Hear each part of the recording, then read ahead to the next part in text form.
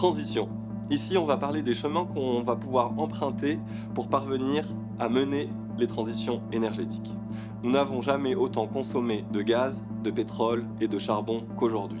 Ces ressources fossiles émettent des gaz à effet de serre qui ont des conséquences dramatiques. Montée des eaux, dérèglement climatique, événements météorologiques extrêmes, perte de la biodiversité.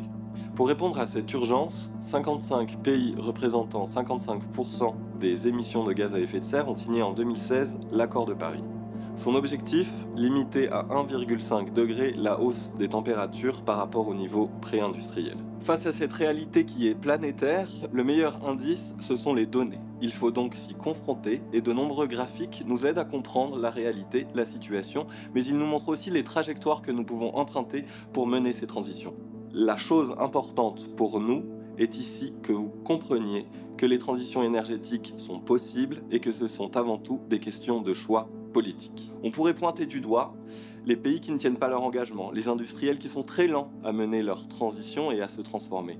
Mais on a préféré vous montrer qu'il y a plein de solutions possibles, qu'elles sont diverses et complémentaires, et que les designers et les architectes jouent un rôle central dans la proposition de nouvelles transitions. Ils nous montrent par exemple que nos villes pourraient être alimentées en énergie par des algues et des cyanobactéries. Vous allez pouvoir également voir comment l'orientation des bâtiments par rapport au soleil a un enjeu énergétique majeur.